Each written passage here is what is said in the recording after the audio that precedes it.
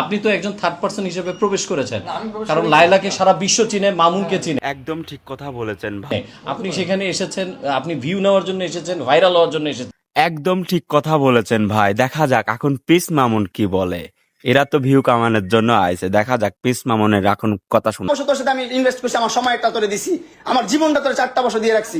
4টা বছর তোর চিনতো কে অনলাইনে? তোর কে চিনতো? একদম ঠিক কথা বলেছেন ভাই, রাইট। চিনাইছ, অবশ্যই চাইছিস তুই। তোর মা পর্যন্ত 2010 সাল থেকে ইউটিউব করে। কি হয়েছে তাতে? মানে তোর কি ইউটিউবের সংসার, ইউটিউবের জন্ম তোর? হ্যাঁ, তোর নিশা ছিল ভাইরাল হওয়ার। একদম ঠিক কথা বলেছেন ভাই। এখন ভাইরাল হইছস, এখন আর সময় দরকার নাই, এখন এই পোলালে ঘুরছ, ওই পোলালে ঘুরছ। আমি আসলে কারো জায়গা দখল করতে আসি নাই, আর আমি কাউকে নিয়ে চিন্তা করি না কখনো। আমি শুধু আমাকে নিয়ে চিন্তা করি। আমি আমার কাজগুলো নিয়ে হ্যাপি আছি এবং ইনশাল্লাহ আরো কাজ করে যাবো। কে রে ভাই, তুই আবার এখানে কি কামে হ্যাপি আছিস? তুই তো বিয়ে করছিস, এটা তোর বুড়ি বয়সের নানির বয়স, এটা মহিলা। তুই আবার হ্যাপি আছিস কিভাবে? তুই তো আছিস ভিউ ব্যবসা করতে।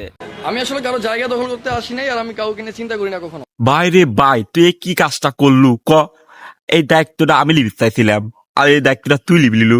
আমি একটা বছর ধরে ভিডিও করি, ভাইরাল হয়ে বাঁচতেছিলি, ভাবলাম পিস মামুনের লাইলাক বিয়ে হয়ে সাইড আমি ভাইরাল হবো। এই দায়িত্বটা তুই লিখি কামটা ঠিক করলু ভাই ক?